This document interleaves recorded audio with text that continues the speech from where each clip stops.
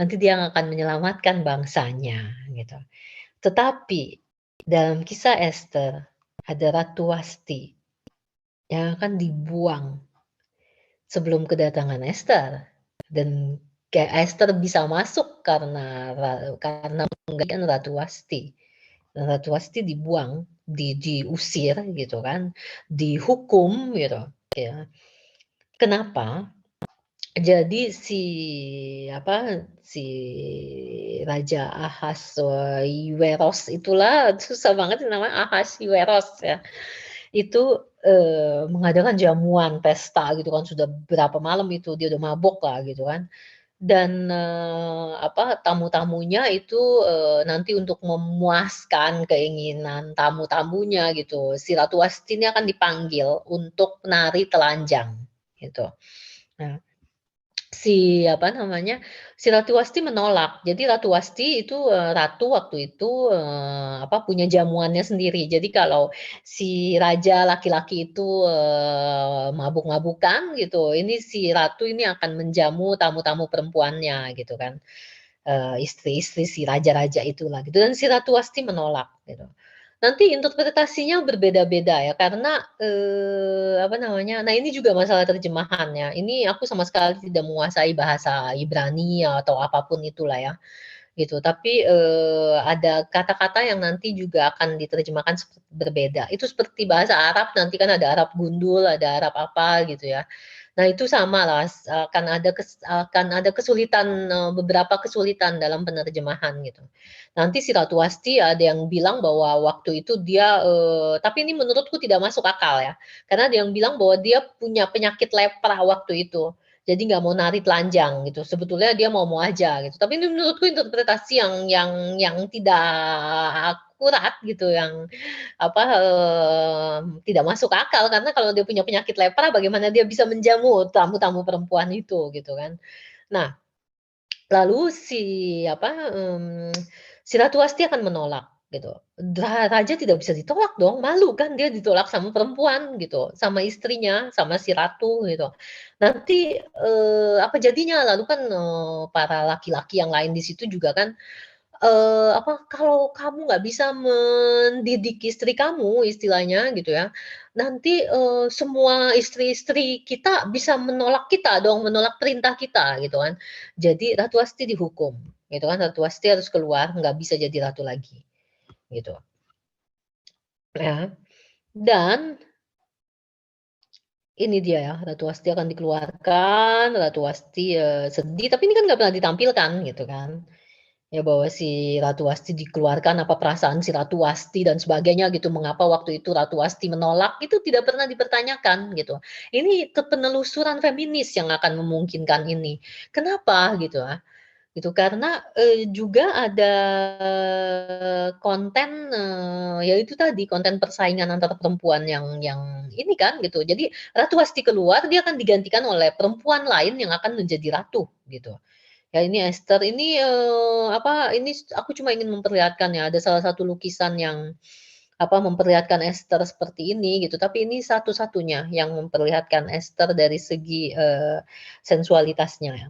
Nah, yang lebih menggambarkan adalah Ester itu gadis yang masih muda belia, ya, itu seperti ini gitu. Dan, lalu nanti dia akan dimasukkan tentu saja ke dalam, harem gitu kan, bersama dengan perempuan-perempuan lainnya gitu yang akan dipersiapkan ya untuk kontes kecantikannya si Raja Ahasveros itu. Aduh, kayak sepertinya kita harus lihat Alkitab ini, karena kalau enggak saya akan kesulitan membacanya. Ini siapa? Yehuda, ini Tamar ini nanti ya, si Ester ya.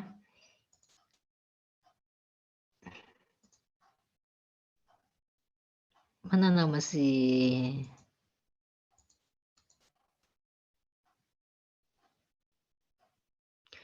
si Ahasiweros itu ya.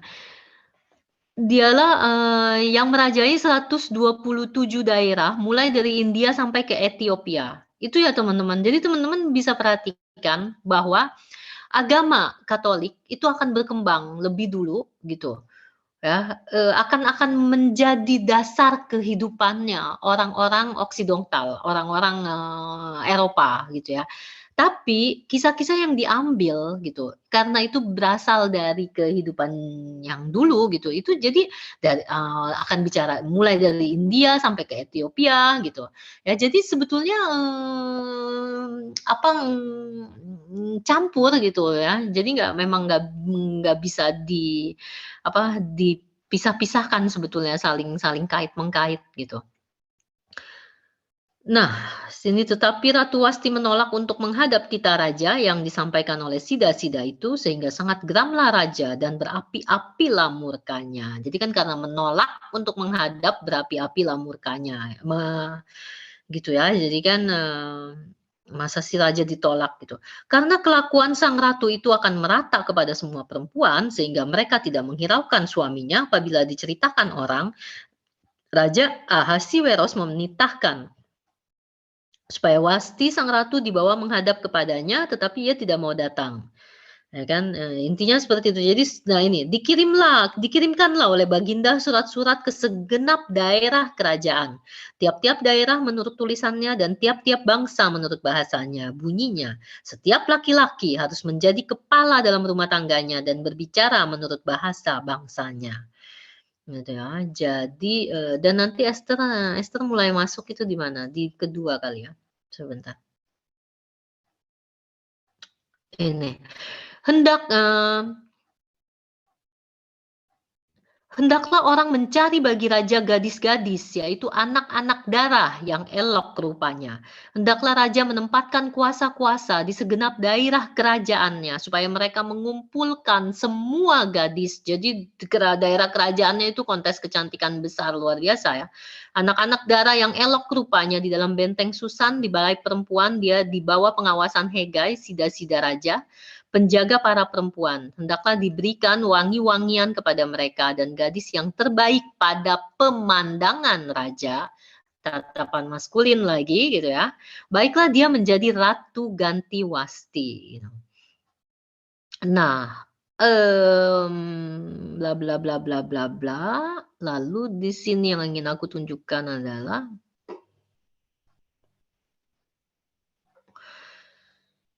nah ini.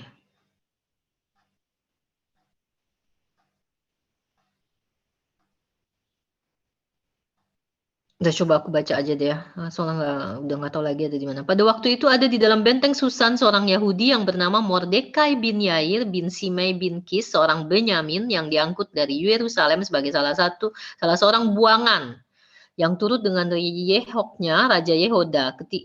Ketika ia diangkut ke dalam pembuangan oleh Raja Nebukadnezar, Raja Babel, Mordekai itu pengasuh Hadasa, yakni Esther, anak saudara ayahnya, sebab anak itu tidak beribu bapak lagi. Gadis itu elok perawakannya dan cantik parasnya. Ketika ibu bapaknya mati, ia diangkat sebagai anak oleh Mordekai. Setelah titah dan undang-undang raja tersiar dan banyak gadis dikumpulkan di dalam benteng Susan di bawah pengawasan Hegai, maka Esther pun dibawa masuk ke dalam istana raja. Maka Esther pun dibawa masuk ke dalam istana raja. Jadi entah apakah itu keinginan Esther atau itu sebetulnya adalah keinginan Mordekai. Gitu. Nah, itu yang pasti adalah dia dibawa masuk. Dan kalau di dalam bahasa Perancisnya, elle prise. Jadi prise itu diambil, dimasukkan. Jadi sangat pasif gitu. Ya, ini kalau ini kan dibawa masuk, masih halus lah gitu. Kalau terjemahan bahasa Perancisnya elle prise, dia diambil gitu. Ya, nah, apa lagi ini? Nah, ini ya ada si Filipino Lippi yang ini menggambarkan tahapan-tahapannya ini. Jadi, Esther masuk ceritanya nih ke dalam benteng Susan gitu ya, Wasti keluar. Jadi Esther masuk, Wasti keluar. Lihat bagaimana dua perempuan ini sebetulnya persaingkan sebetulnya kan gitu. Nanti Esther akan terpilih gitu kan ketika si raja melihat gitu. ya kan. Ester akan dipilih gitu karena dia, lembut, cantik gitu kan, ini yang sedih-sedih ini perempuan yang kalah gitu kan, tidak terpilih gitu. Dia akan dimahkotai gitu kan sebagai ratu. Nah ini si Mordekai ya, pamannya si Ester gitu. Ya, ini, ini si Haman, ini, Haman ini, tangan kanannya si raja lah waktu itu gitu ya, dan dia pengen semua orang itu tunduk gitu ke dia, jadi nyembah-nyembah gitu. Mordekai nggak mau gitu, jadi dia akan benci sama Mordekai. Ya, dia akan benci sama Mordekai. Di sisi lain gitu, pada saat itu sebetulnya yang kita tidak pernah bahas ya, si Ratu Wasti itu kan di luar benteng gitu. Entah apa yang dia lakukan, apa setelah itu karena dia juga nggak bisa masuk ke dalam, sudah tidak diterima lagi kan dia, bahkan sebagai selir pun tidak gitu. Kemanakah Ratu Wasti? Nggak tahu gitu, ya kan. Mmm Esther sekarang, kita akan bahas tentang Esther ya. Jadi Esther masuk ke sana sebagai gadis yang dia nggak tahu apa-apa gitu ya. Tapi dia tahu bahwa, dia adalah ada yang bilang bahwa dia diangkat anak oleh Mordekai, ada yang bilang waktu itu, zamannya itu dia harus dinikahi sebetulnya. Tetapi, jadi nanti pembahasannya juga akan banyak apakah sebetulnya, Esther dinikahi Mordekai hanya sebagai status gitu, ya, supaya dia bisa ikut bersama Mordekai karena Mordekai yang mengurus dia gitu, ya, atau, memang hanya dijadikan, di bawah saja gitu sebagai anak gitu. Itu tidak tidak jelas gitu. Tetapi apapun itu gitu, kebayang nggak sih Esther itu, jelas di Alkitab tertulis itu anak-anak darah. Ya, jadi gadis-gadis yang belia sebetulnya dan kita tahu bahwa pada zaman itu ketika perempuan sudah menstruasi, anak perempuan menstruasi dia sudah akan punya tubuh perempuan gitu. Ya itu dan, dia sudah siap gitu, untuk, dianggap sudah siap untuk menikah gitu kan. Dan ini di sini, si Esther akan dibawa masuk gitu tadi gitu ya. Sebagai yang anak yang masih muda seperti itu gitu ya, dia nggak tahu apa-apa gitu, apa yang harus dia lakukan gitu. Dan di antara ratusan gadis lainnya, apa yang akan terjadi? Apakah dia akan dipilih gitu. Tapi si Mordekai itu pokoknya kamu baik-baiklah di situ gitu ya, jadi supaya supaya orang, senenglah istilahnya sama kamu, bersikaplah manis gitu ya. Dan itu yang terjadi gitu. Jadi, Esther itu, memang anak yang manis gitu ya.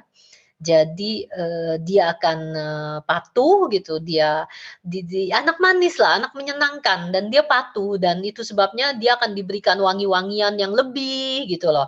Dia akan diurus lebih gitu dari yang lain-lainnya. Tapi teman-teman kebayang nggak, dan ini tidak pernah kita bayangkan dari cerita kita Esther gitu, nggak pernah kita bayangkan bahwa, yang dibilangnya oh iya, Sida itu apa sih, si Hegai ini ya, itu Enuk gitu namanya. Jadi maksudnya, Enuk itu apa, yang dia dikastrasi gitu kan, jadi dia harus mengawasi perempuan-perempuan, selir-selir untuk raja gitu ya, dan oleh karena itu dia harus dikastrasi gitu, karena perempuan-perempuan itu milik raja gitu. Dan pernah gak kita bayangkan bahwa pada hari itu gitu, si seorang raja itu berhak punya begitu banyak perempuan gitu, yang dia bisa sebebasnya dia pilih kapan saja dia mau, hari ini dia mau tidur dengan siapa gitu, siapa yang harus menemani dia gitu. Ya dan sampai umur berapa gitu, si perempuan itu bisa bertahan di sana. Itu boleh tinggal di sana gitu, boleh pula gitu ya. Sampai umur berapa gitu, ketika ketika tubuhnya sudah menua gitu itu kan sudah tidak bisa lagi gitu. Nah, dan itu lama ya, jadi ini, tiap-tiap kali seorang gadis mendapat giliran untuk masuk menghadap Raja Ahasiweros. ini masuk menghadap raja, kita kepikirannya masuk menghadap raja gitu ya. Tapi ketika seorang gadis dari harem masuk menghadap raja, apa yang harus dia lakukan gitu? Yaitu memuaskan kebutuhan seksualnya si raja gitu. Dan ini dia sebelumnya dia dirawat menurut peraturan bagi para perempuan selama 12 bulan.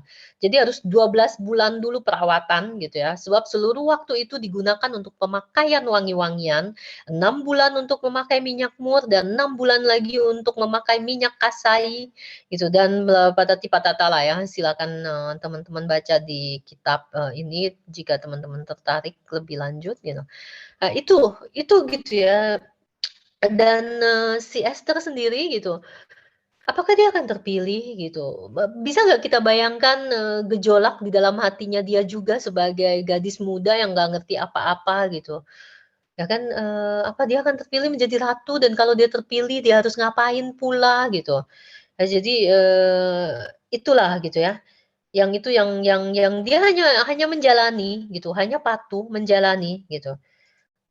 Dan tetapi kita akan lihat bagaimana Esther, seorang Esther, itu pada akhirnya ketika dia tahu ya bahwa sebetulnya bangsanya itu terancam keselamatannya gitu, dan dia akan betul-betul dia mengadopsi postur itu, postur seorang, pejuang gitu.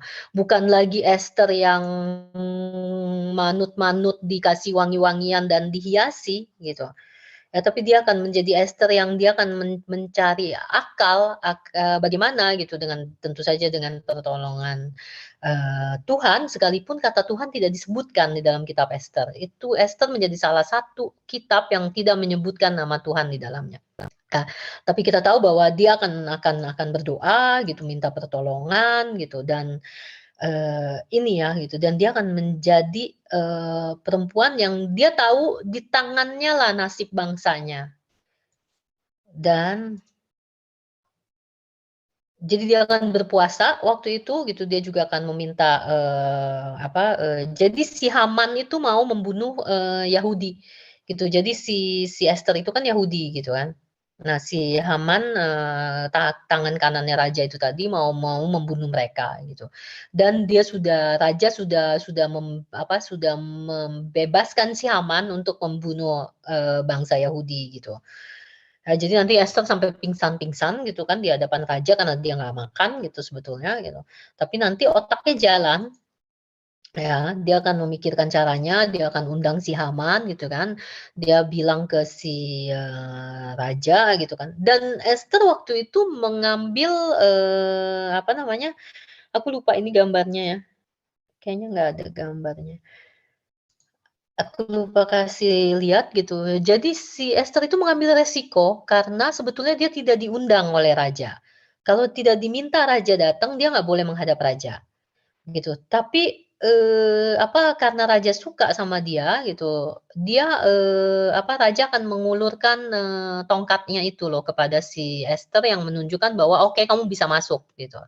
Nah, jadi nanti dia akan menghadap raja, dan dia akan bilang dia mau mengundang si Haman gitu kan, makan malam bersama raja, Haman udah seneng gitu kan diundang ratu gitu ya. Lalu nanti di undangan kedua, si Esther akan bilang gitu bahwa, bukan kehidupan saya dalam bahaya, bukan hanya kehidupan saya saja, tapi juga kehidupan seluruh bangsa saya. "Oh ya, kenapa?" Gitu kan. Ya, dan dia akan tunjuk si Haman, "Karena siapa yang jahat begitu sama kamu dan bangsa kamu ini? Si Haman," gitu kan. Nah, nanti ini gambar-gambarnya ya, dia akan menunjuk ini si Haman gitu kan. Terus Haman ketakutan gitu kan, lalu nanti Haman akan coba minta maaf gitu, minta ampun sama si Esther gitu kan. Lalu nanti si si raja itu saking marahnya kepada Haman, raja itu keluar, lalu nanti ketika dia masuk lagi gitu, dia karena waktu ini nggak kelihatan mungkin ya, ini kan seperti kayak, sofa panjang gitu ya. Jadi itu, semacam si si ratu itu biasanya bisa tiduran, bisa istirahat di situ gitu. Jadi ketika si raja masuk lagi gitu kan, jadi kan dia keluar saking marahnya dia keluar keluar ruangan gitu. Lalu ketika dia masuk lagi gitu, yang sebetulnya si Haman sedang mencoba minta ampun sama si Ester, yang terjadi adalah dia seperti sedang ingin melakukan sesuatu terhadap Ester. Kita kan lihat terjemahannya. Terjemahan bahasa Indonesia adalah terjemahan bahasa Indonesianya adalah si Haman itu mau, dibilangnya mau menggagahi Ester. Lihat ke Alkitab sendiri bagaimana kata-katanya sangat patriarkis ya. Sebentar.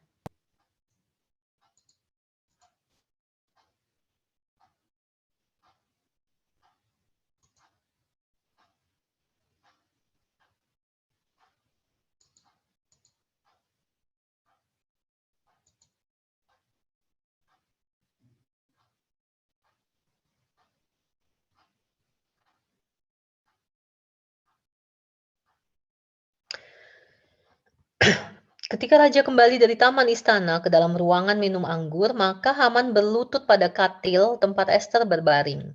Maka tita raja, masih jugakah ia hendak menggagahi sang ratu di dalam istanaku sendiri?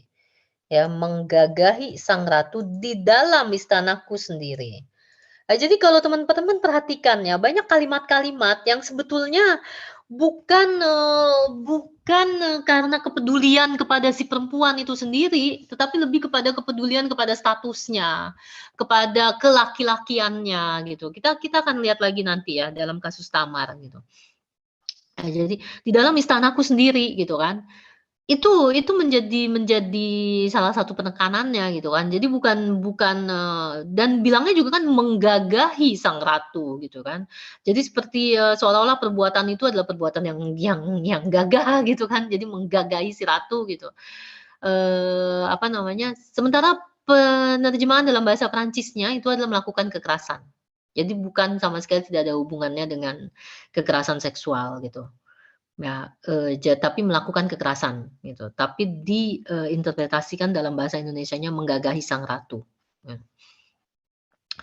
Nah, apalagi yang ingin disampaikan tentang Esta ya. Nah, yang pasti adalah nanti akhirnya kan si Haman tentu saja nanti akan dibunuh gitu kan, lalu, tapi kan perang perang terhadap bangsa Yahudi itu, serangan terhadap bangsa Yahudi itu tetap akan terjadi gitu. Lalu si Ester minta raja untuk membatalkan itu, tapi perintah raja kan sudah tidak bisa dibatalkan. Jadi orang-orang itu punya hak untuk menyerang bangsa Yahudi gitu, karena waktu itu sudah dia perintahkan seperti itu gitu. Tapi akhirnya dia bilang, "Nggak bisa dibatalin, tapi saya bisa buat perintah baru," gitu.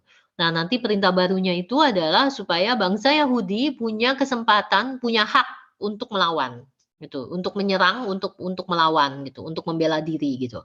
Lalu nanti, bangsa Yahudi akan menang, gitu. Dan itu semua kalau kita perhatikan berarti kan berkat Ester, gitu. Ester yang apa, setiap kali karena kalau kita lihat nanti di Alkitab gitu ya, misalkan, Mordekai itu ingin mengatakan sesuatu gitu, itu kan lewat Ester. Ester akan menghadap raja gitu, dan menyampaikan kepada raja gitu. Jadi, dan nanti si Ester yang akan memikirkan strategi ini, dia yang karena kalau misalkan, itu kan, apa, keputusan yang diambil Ester untuk menghadap raja tanpa diminta adalah keputusan yang sangat-sangat beresiko. Dia akan bisa, apa, bisa apa, diangkat, apa, status ratunya itu, gitu, dicopot gitu maksudku, gitu.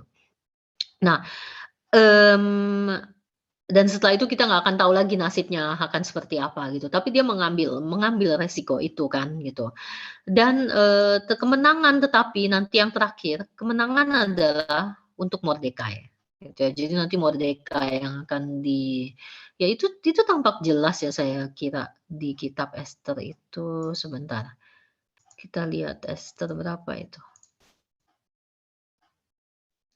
kebesaran Mordekai. Maka Raja Ahasveros mengenakan upeti atas negeri ini dan daerah-daerah pesisir juga. Segala perbuatannya yang hebat serta gagah dan pemberitaan yang seksama tentang kebesaran yang dikaruniakan Raja kepada Mordekai, bukankah semuanya itu tertulis di dalam kitab sejarah Raja-Raja Media dan Persia?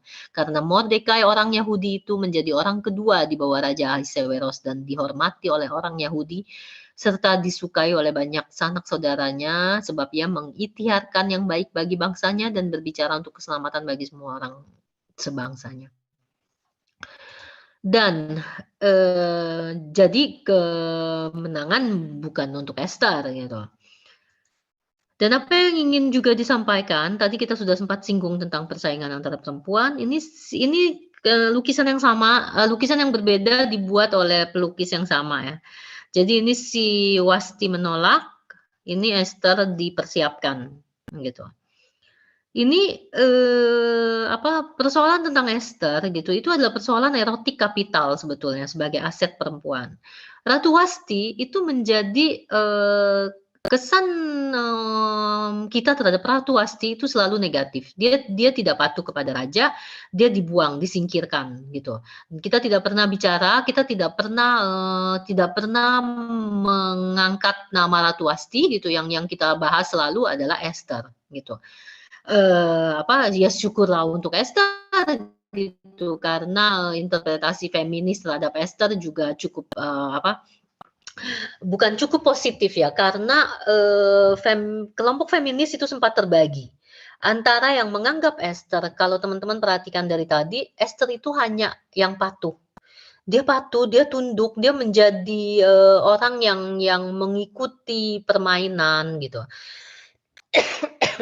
Tetapi Ratu Wasti menolak.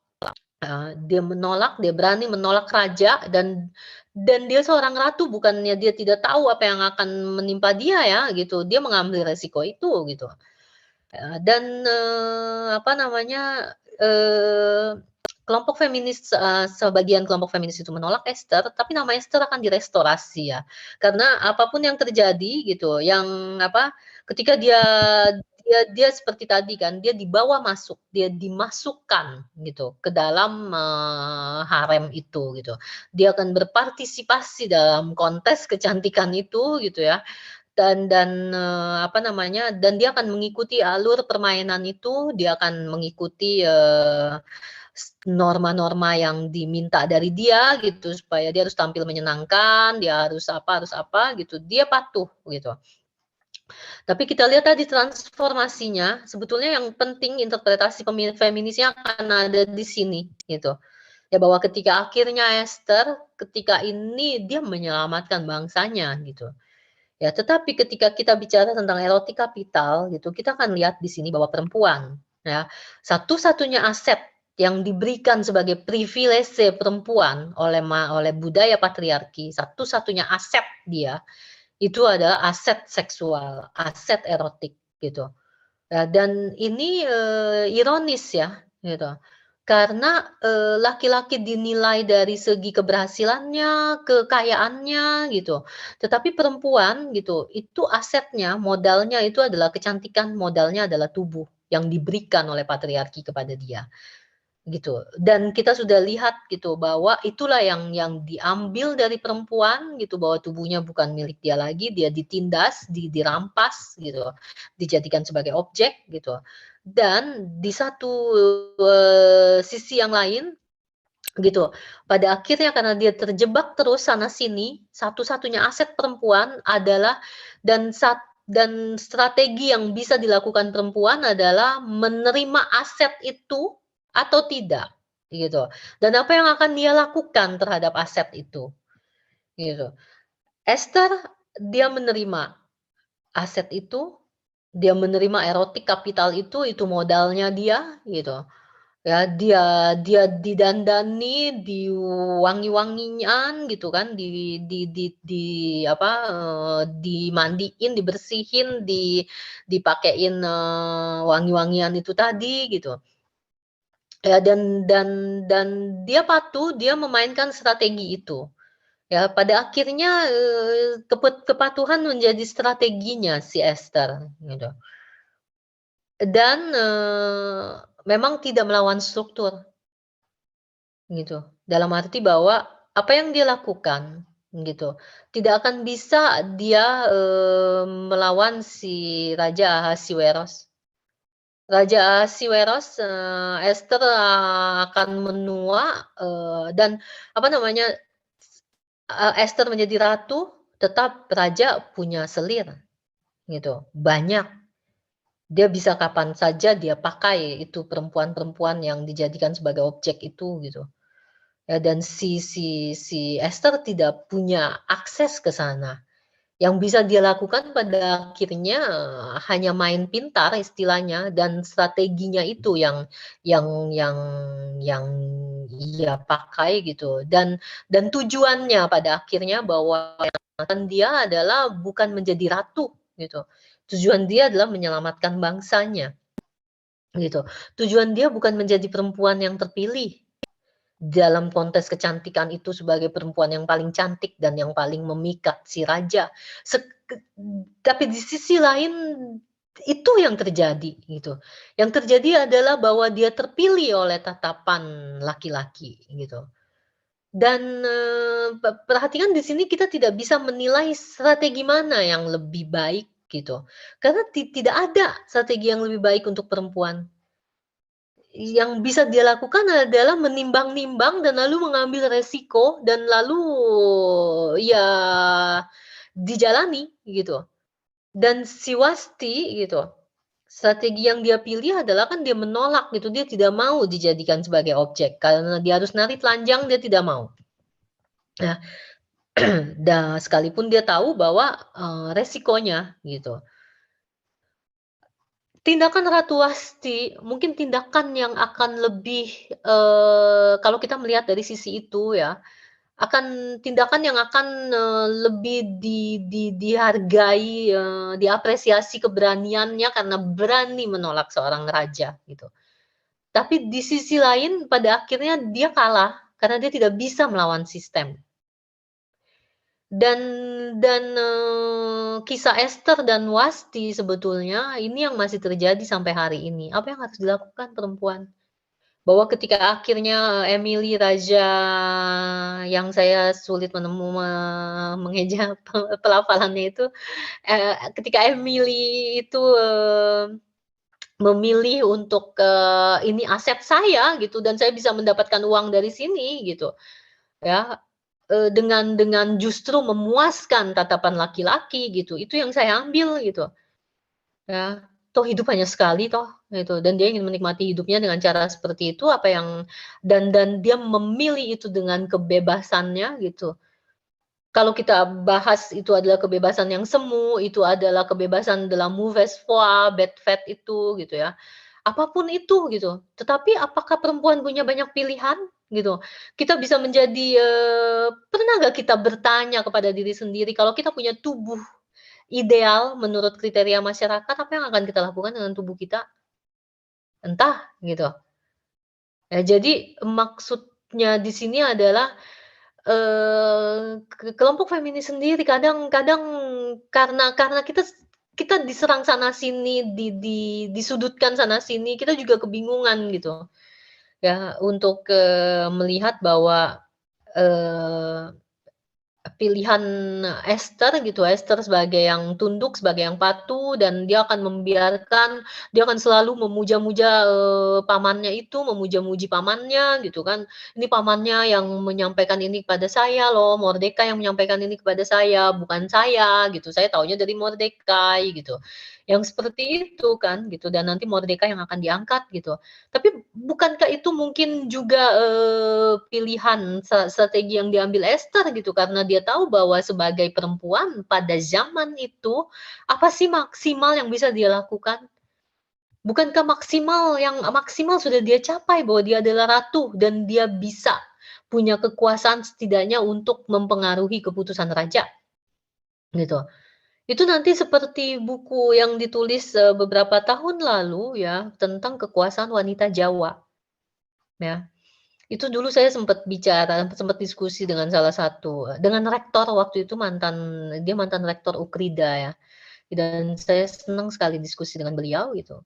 Dan menurut beliau, wanita Jawa pada akhirnya, justru bisa beliau anggap sebagai feminis gitu.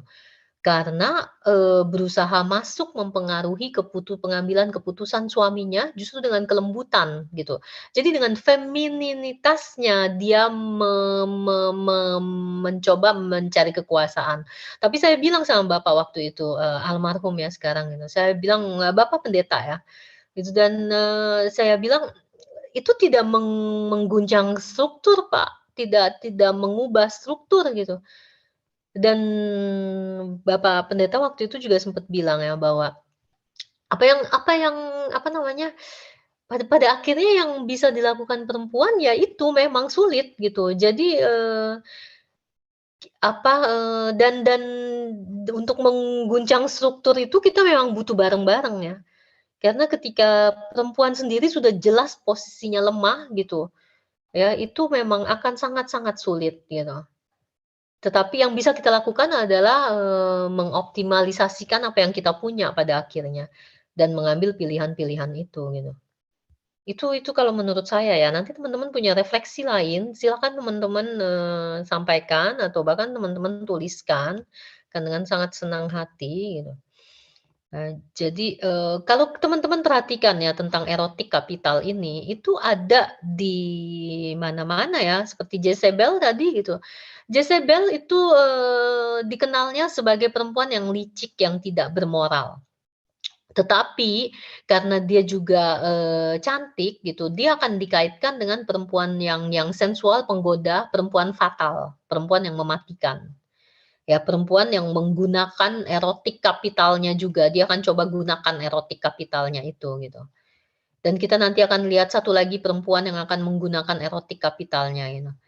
Ya tapi, ya ini gitu ya, jadi ada yang sekarang ini kan kita tahu bahwa, kan katanya nih laki-laki kalau melihat tubuh perempuan sedikit saja sudah pusing tuh gitu kan, udah nggak bisa mikir lagi gitu. Nah itu yang akan kita gunakan.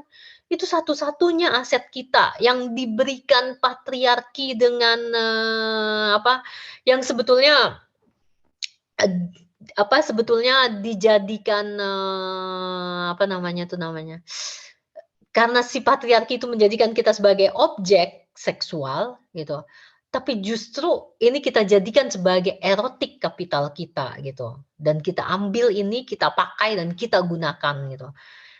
Secara pribadi, sekali lagi, saya kira memang itu tidak akan menyelesaikan persoalan pada akhirnya gitu, karena kita akan kembali terjebak sebetulnya ke dalam, sistem yang dibuat patriarki itu, sistem patriarki itu sendiri gitu.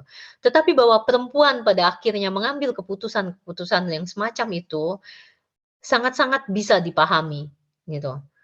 Dan, entahlah apakah nanti justru itu akan menjadi, karena sebetulnya menurut saya tidak akan menyelesaikan memang akar persoalannya, gitu. Tetapi, karena kita sudah disudutkan sana sini dan akan selalu salah gitu, ya udahlah ambil saja keputusan apapun gitu kan istilahnya gitu loh. Dan, mmm, ya itu ya, aku tadi sudah lupa mau ngomong apa gitu. Nah, itu tentang Ester dan Ratu Wasti. Jadi kisahnya sebetulnya lebih, maksudku sebenarnya interpretasinya kan lebih kompleks ya dari sekedar bahwa ini adalah Ester seorang ratu gitu. Mmm.